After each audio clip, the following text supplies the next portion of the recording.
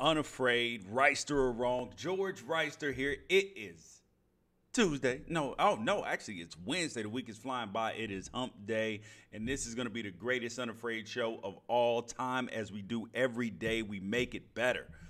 Thank you guys for joining me. First of all, let's get started. Let's share the feed, whether it's right now or when you finish. Share it, send it to somebody else. It's Wednesday, so the Unafraid anonymous emails are coming out. They'll be out when we get off today. Enjoy those. I'll send them out. Periscope, Twitter, Facebook, wherever you look at them at, make sure you watch them and make sure you read them. They are amazing this week. So first of all, it is phenomenal to me that we have to ignore our president. Like, that we actually have to ignore him and, like, censor him. No, I'm not talking about that today. No, I'm not talking about it. I'm not paying attention to what he tweeted. I'm not giving that time, energy. I mean, like, he's literally beat us down. Literally, he has beat us down with this. I mean, regardless of whether you like him or don't like him, he's beat you down. Because if you like him and you support everything that he does, then you're tired of defending him. You're tired at this point. You're just like, I just throw my hands up and just, this is just 45 being 45. Or you're tired and you're beat down because you're like, damn, man, like, this is incredible. Like, how? Why? Like, what universe does this make sense? So I just had to address that just because I'm going to ignore this morning, but I didn't want to ignore and not pretend like I wasn't actually ignoring. I mean, like, come on, like, this is real world. You can't sit up there and act like you can't unsee stuff. You can't pretend like you don't see stuff that you actually see, because I'm up at 5 o'clock in the morning, West Coast time, and the first thing I'm doing, I'm looking at social media, all that, so I can't pretend like I don't see what I see. It's one of those, like, I know what I said because I was standing there when I said it kind of things, and I saw it. So anyways, let's move on. First thing up we got today is, so Eli Manning, he got benched. People are all up in arms about this. Like, they are all up in arms about this. So because his 210-game start streak got ruined, we're going to talk about that. And also, Alabama is number 5 in the college football playoff. That's a joke. That's an absolute joke. It's a job waiting to happen. That is, a job. It's specifically a screw job on the other teams that is getting ready to happen. And I'm letting you know it right now. It's a screw job because Alabama should be at 6 or 7 at the highest. Weak schedule, all that. Like, that's, come on, let's be real. Their coaching changes continuing, going on. University of Tennessee flew all the way to Stillwater, Oklahoma to meet with Mike Gundy, left with nothing. And we'll talk about that as well. But we're going to get started with Ben McAdoo and Eli Manning. Ben McAdoo and Eli Manning. So Ben McAdoo, he decided to bench Eli Manning Sunday, ending his 210-game starting streak. Is this fair or foul? I'm calling foul, but not for the same reasons that everybody else is calling foul. Everybody else is calling foul. Oh, you have to have respect for Eli because he's been there for so long and his 210-game streak. Yeah, nah. This is a business decision. I don't care about his 200-game streak. That's the truth. The reason why I'm calling foul on what the Giants did is because they sat up there and pretended that this was about football. And there's nothing on earth about football, about this decision, about Eli Manning being benched. Nothing. Because if this were about football, they wouldn't have given him the 2 options they gave him. The 2 options the Giants gave Eli Manning were, look, you can either be benched completely, not start the game, or you can start the game, play a half, and then Geno Smith or Webb will go in the second half. Where on earth is that a football decision? Because if you're taking Eli Manning out because you don't think that he's the best option for your football team, why would you give him the option to start him? Why would you give him that option? That is insanity. That, like, nothing about that is a football move. Like, that is just the coach trying to save his ass. That's the truth. I remember Jack Del Rio, my rookie year. One of the first things I remember Jack saying in meetings is, he said, there are two things that happen in the NFL. Coaches get fired and players get fired. The coaches just got fired, so guess who's up next? That's the truth. That's what's going on in New York. Ben McAdoo, who I'm going to start calling Bush League Ben, he's up next. Because, so this season, he's bench starters while they still had a shot to prove a point. To win games and make the playoffs. And he hasn't scored 30 points since he's been there in New York. So please explain that to me. Now, while I believe that this move was weak by the Giants because it wasn't a football move, because if it was, they wouldn't have given him an option to start the game, I will say that Eli Manning is the most overrated quarterback I've ever seen. And by overrated, I don't mean overrated in the terms of he sucks. No, just overrated in terms of he's not an elite quarterback. He is an upper third quarterback, but not elite, because everybody can't be elite. There's only 32 teams, so the top 10 quarterbacks are not elite. Top 6 are elite, and he's never been a top 6 quarterback. And yes, he showed up in playoff runs, 2 playoff runs, 1 Super Bowl MVPs. Good job. Way to go. But that doesn't mean that he's not overrated. And at the Giants at this point in time, they do need to go in a different direction. But you can't sit up there and act like that this is a football decision when you gave him the option to start and play a half. I mean, at what point in time are we going to stop listening to quote-unquote coach speak? Because if you look at the temperature of the world, like the people who are being the most successful, right? The people are following and all that, they're being authentic, they're being original, and they are keeping it real. That's what I try to do here, is I try to keep it real with you guys and not sugarcoat it, not all that. That's why there's a faction of people that love Donald Trump, because dude just says whatever.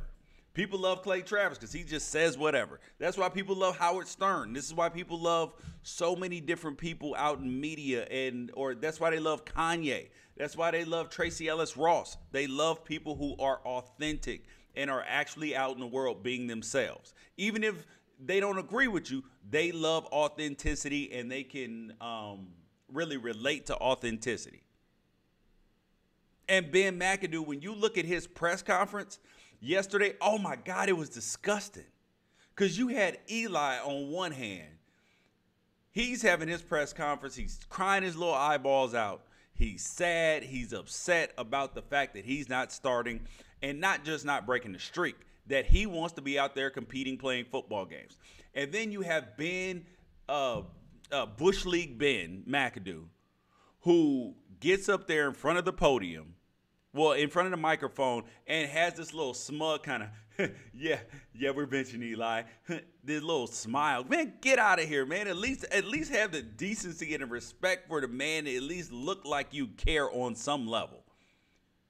I get that some people have dumb looks on their face where they don't always express emotions properly, and I'm one of those people.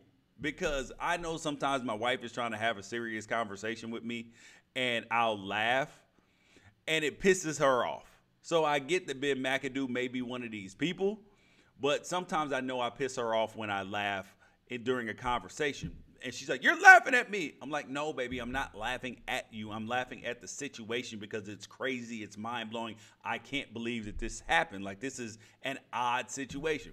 But still, she gets mad. But that's what I didn't like about Ben McAdoo. He showed no compassion for Eli in the situation. None. Because everybody can deal with you making a football decision. But let's just keep it real. Ben McAdoo, you've sucked. You've sucked this year. I know everybody was praising you last year, going for it on 4th down and all that. But the point in time where you started alienating your team, you benched players. Yeah, no. And here's what I know about great coaches. Great coaches figure it out. You look at the Patriots this year. Their defense was absolutely awful. They were giving up over 300 yards a game to any quarterback who showed up. The Patriots were. And then what happened? Matt Patricia, Bill Belichick found a way to figure it out. They got the defense to play well again. You've seen the Patriots have offensive linemen hurt. Look at Aaron Rodgers last year. He didn't have a running back. His offensive line was hurt, and the man still made a huge playoff push. Russell Wilson was playing with no offensive line in the beginning of this season. Has been shuffling running backs, had no running game. Still out there finding a way to win. Pete Carroll, Russell Wilson's coach. This is what great coaches do. They figure it out. They don't blame it on the offensive line. They don't blame it on the defense. They don't blame it on rogue players. And that's what Ben McAdoo's not doing. So he's not a great coach. You have to have a coach who's not willing to make excuses. I know your 3 wide receivers are hurt. You got Brandon Marshall out, who you brought in. You got Odell Beckham, who might be the best player in the league right now, out. And you got Sterling Shepard hurt. So, yes, people are going to give you a pass for that, but you can't use it as an excuse. Figure it out. Bill Belichick, coaching Green Bay, Pete Carroll, they all figure it out. And the great players they're playing with figure it out. So to blame this on Eli and pin him on this is strictly about saving Ben McAdoo's job. That's the truth. And I'm going to tell you the things that Bush League Ben McAdoo is not doing. Because like I said, when you saw the pain on Eli's face in that press conference, and then you saw Ben McAdoo come on and try to sell you some garbage about, oh, this is about the team and this and that. Yeah, right. NFL players will follow you to the death. They will follow their coach to the death if they believe 2 things. If they are, number 1, shown respect, and number 2, they believe that you are competent and consistent. That's all you have to do. Because if players know that they are prepared every week, that they have the best chance to win because of your game plan, they will follow your game plan. But you will have a mutiny on your hands when you, as a coach, when you screw up and you don't take responsibility. You like to point the finger everywhere but here. Because I know that Bill Belichick at times, I've known players that have played for him, they say, you know what? He'll say, you know what? I messed this up. This game plan wasn't exactly right. We'll fix it. We'll get it done. He said that.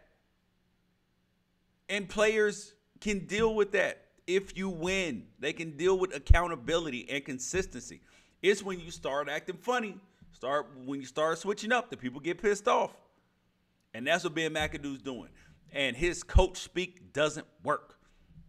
But in terms of benching Eli, though, I cannot blame the organization for doing this. On the other hand, because Eli has not been great, it's time to move on from him. They do need to see if Geno Smith has something. I know a lot of people don't think that Geno Smith has anything. However, look at Case Keenum. Look at Case Keenum in Minnesota. They thought it was going to be a stopgap. Nope, he stepped in. And it might be his team going forward. If he makes a deep playoff push, Teddy Bridgewater will not be the starting quarterback there. That's the truth. These are the breaks in life sometimes. Next thing up, the college football playoff. But before we even get into that, LeBron got ejected last night, and I thought that was the most LeBron thing ever. I thought it was the most LeBron thing ever because he was up 23 points against the Miami Heat, his old team, and all I could do is laugh. He got ejected up 23 points. And then I was like, this is life. This is life. Like, this is me. LeBron is me at this point in time. Person who takes and takes and takes. Oh my God. take all the crap that people give you, and then one day you blow up. One day you blow up big time, and you're like, you go off, and then everybody looks at you like, damn, why is George tripping like that? Dang, he got mad quick today. He went off. Oh my God.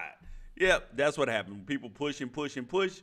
One day you get to your breaking point, and that's what happened to LeBron. But moving on to the college football playoff. Alabama sitting at number 5. I know you guys have seen it. Clemson 1, Oklahoma 2, Auburn 3, Wisconsin 4, Bama 5, Georgia 6, Miami 7, Ohio State 8, Penn State 9, USC 10, and TCU 11. And the immediate thing that I thought about was, this is Bush League. It is Bush League that that Alabama is at number 5. Like, this is completely wrong. This is a setup job. The committee is setting up itself the way they can screw TCU if they beat Oklahoma, Ohio State if they beat Wisconsin, and USC if they beat Stanford. It's a setup for a screw job. Because I'll tell you this, why can't people understand? Why is it so hard for people to believe that Miami is not a top 4 team? Why is it so hard? They have a weak schedule this year. They only have really 2 good wins. 2. And one of them's Mississippi State. And one of them's LSU, who lost to Troy. That's it. Nobody else that they played and beat has been a good football team. So, let's stop pretending. It's okay if Nick Saban misses the playoffs. He's not going to, come get you in the middle of the night like the boogeyman playoff committee. And you fans, I understand giving the benefit of the doubt, but damn, it's okay for Alabama to miss the playoffs, guys. It is okay. Because when you look at their resume, they have not played great teams. And in their last 2 games against good teams, Mississippi State and Auburn, they were absolutely dominated. So let's not pretend here like this is some some great thing that Alabama should be in the playoffs. Like this is some juggernaut team. No, their quarterback Jalen Hurts is a good runner.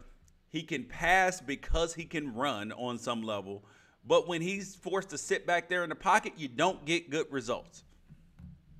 So the question is, the question that everybody's asking is, if Ohio State beats Wisconsin, should they jump over Alabama?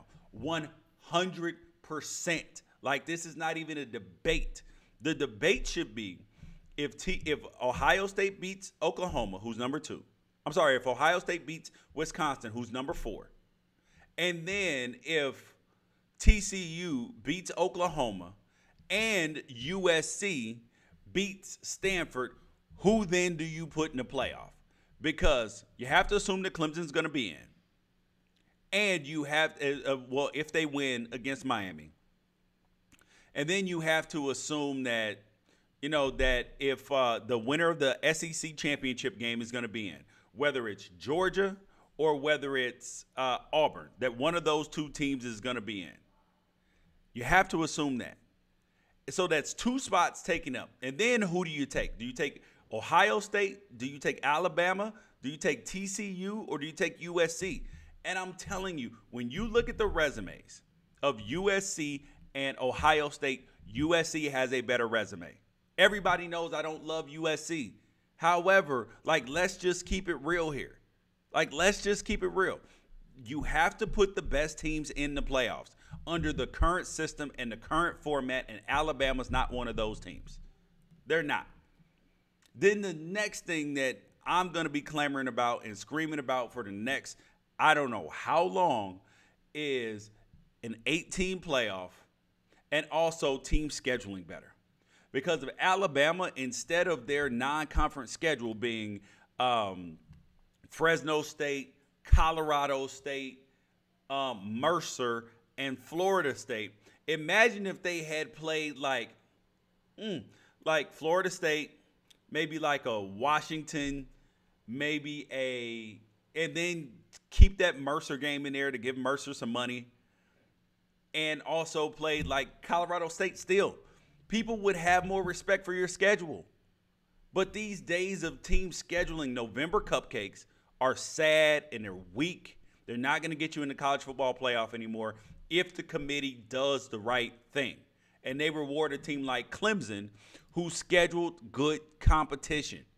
When you look at Clemson's non-conference schedule, they had Auburn on there, and they had they had Auburn and they had South Carolina. That's 2 SEC teams that they put on their non-conference schedule. Like, how cool is that? This is a team who actually like showed up. Dabo Swinney said, "You know what? We're gonna play people. We're gonna play people." And Clemson has a loss, an ugly loss to Syracuse. But guess what? Guess what? They're back at number 1 because they played a good schedule.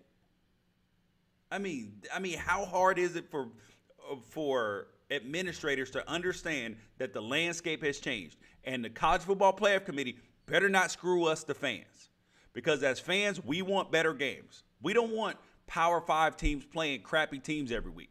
We want good teams playing good games on a regular basis, even if they lose. And now going back to the 18 playoff real quick, here is my solution for the playoff. 8 teams, the 5 Power 5 champions, champions of the ACC, SEC, Big 12, Big 10, and Pac-12. Those guys and 3 at-large bids. And one of those at-large bids absolutely has to go to the highest-ranked non-Power 5 team if they are in the top 25, 100%. Because the fact that University of Central Florida is getting no love at this point in time is crazy to me. They are undefeated, but still behind 2 lost teams and getting passed over every week. They just beat South Florida last week. And the part that makes 0 sense to me is we're going to sit up there and the committee's going to sit up there and act like Utah didn't beat Alabama, or that Boise State hasn't won New Year's 6 and BCS bowl games. Like, you're going to sit up there and act like that? Yeah, no. But when you only have 4 spots available and there's 5 Power 5 conferences, you can't put UCF in. I know it sucks, but unless they played, some Power 5 schools and beat them. I get it. I 100% agree with that, but that's why we need to move to an 8-team playoff so we can figure out who the best teams are. Because already this week we have 11 teams, 10 teams, because Penn State can't get in just by location of where they are at number 9. If you have 10 teams that have a legitimate argument if they win to be in the playoffs, 10 teams. So you can't sit up here and act like that this playoff system does not need to be expanded, because it does. And I'm going to tell you, as a college football fan, that absolutely has to be changed. That absolutely has to be changed. 100%. Because it is whack and it is terrible that sort of thing goes on. D. Absolutely terrible. The last thing up, though, is these coaching searches. When you look at these coaching searches, it is funny to me, particularly the University of Tennessee. Tennessee, at this point in time, stop playing around. Stop playing around. You know who you need to hire. You know where you want to go. You know you need to go see Lane Kiffin. Your private jet just flew to Stillwater to go see Mike Gundy. No, you wanted the mullet there. But no, you have to call Lane Kiffin. And the fact that Lane Kiffin got on radio this morning and said that Tennessee has not contacted him shows that he wants to be back in Tennessee.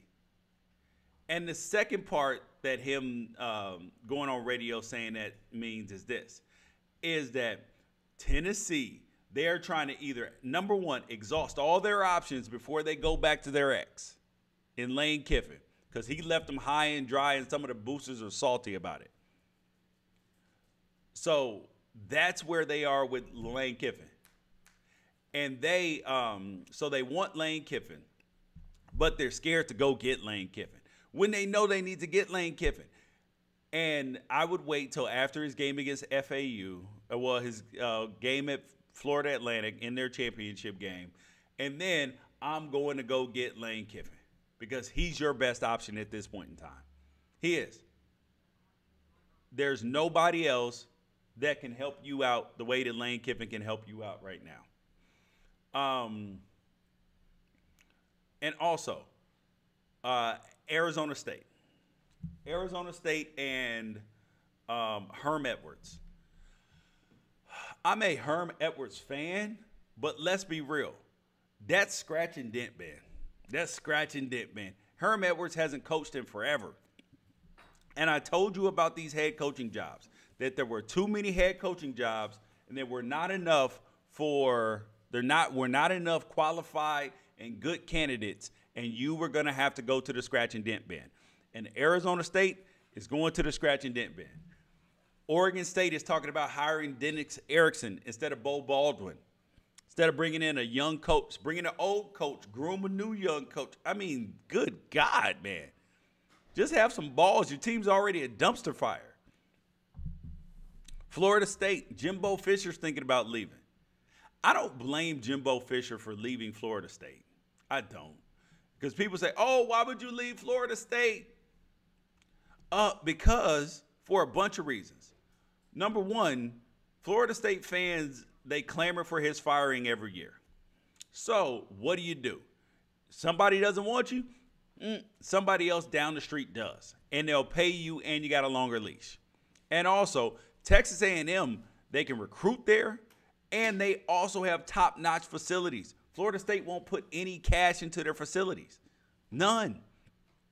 Won't give them money to hire assistant coaches. That's not going to work. That is not going to work. Man, this whole football playoff, Ben McAdoo, Alabama thing is just absolutely going berserk. And you got to ignore 45 too. This is an amazing day. This is a great day. Thank you guys for joining me. Unafraid, Reister or wrong, G Reister here.